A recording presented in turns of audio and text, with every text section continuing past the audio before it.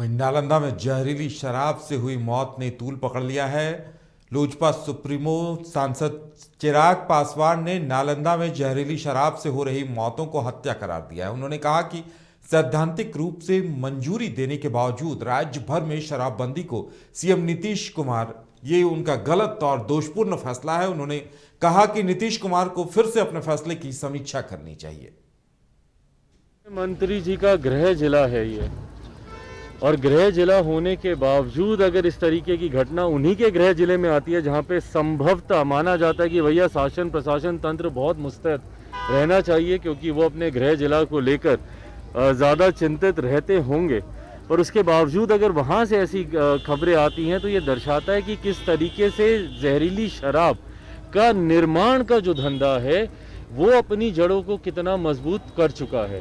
ऐसे में मुख्यमंत्री नीतीश कुमार जी, हम लोग बार आग्रह करते रहे कि जब तक आप किसी मृतक परिवार से आप मिलिएगा नहीं, जहाँ पे ये घटना घटी है उनके पास आप जाइएगा नहीं, तो आपको कभी समझ में नहीं आएगा कि भैया ये धंधा कैसे चल रहा है। हम लोग जब जाते हैं तो वो लोग बताता है कि भैया किस तरीके से अब हर जिले में नहीं, हर विधानसभा में नहीं, प्रखंड में नहीं, हर पंचायत स्तर पर इस तरीके से जहरीली शराब के निर्माण का कार्य शासन प्रशासन तंत्र की नाक के नीचे होने लगा है। पर उसके बावजूद भी अगर उनके ऊपर कोई कार्रवाई नहीं होती तो ये अपने में दर्शाता है कि पूरी तरीके से संरक्षण प्राप्त है शासन प्रशासन के लोगों का। और इसमें मुख्यमंत्री नीतीश कुमार जी बंद कमरे में, एयर कंडीशन कमरे में खड़े होकर शपथ तो दिलवाते हैं, पर किसी एक मृतक परिवार से जाकर आज तक इतनी मौतें हो गई हैं, चंपारण से लेकर, गोपालगंज से लेकर, मुजफ्फरपुर से लेकर, नालंदा से लेकर, कौन सा ऐसा जिला है जहां पे जहरीली शराब पीने से लोगों की मृत्यु नहीं हुई हो। और एक मृतक परिवार से मुख्यमंत्री नीतीश कुमार जी ने मिलना जरूरी नहीं समझा। भाई जब तक आप मिलेंगे नहीं, आप समझेंगे कैसे कि धंधा कैसे चल रहा है। मैं आग्रह करूंगा कि अब तो आपके गृह जिले में ये घटना घटी है, कम से कम आप जाइए, मृतक परिवारों से आप मिलिए, समझिए कि ये गोरख धंधा कैसे चल रहा है, और अगर उसके बाद अगर आप कोई कार्रवाई कर सकते हैं तो कीजिए, नहीं तो आपके इस कानून की विफलता का भुगतान निर्दोषों को करना पड़ा अपनी जान गंवा के।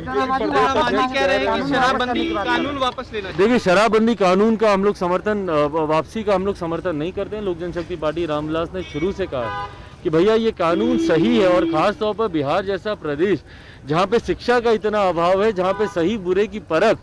करने में लोगों को समस्या आती है, ऐसे में जरूरी है कि भैया शराबबंदी कानून यहाँ पर लागू हो। पर शराबबंदी कानून की आड़ में जिस तरीके से निर्दोषों को प्रताड़ित किया जाता है, बेगुनाहों को बिना मतलब इस कानून की आड़ में पकड़कर जेल में डाल दिया जाता है, उनको परेशान किया जाता है, उसका हम लोग भी विरोध करते हैं। जिस तरीके से शराबबंदी कानून की आड़ में जिस तरीके से अवैध शराब के, जहरीली शराब के निर्माण का कार्य होता है, उसका हम लोग विरोध करते हैं। जिस तरीके से आयात होता है अवैध शराब का, उसका हम लोग विरोध करते हैं।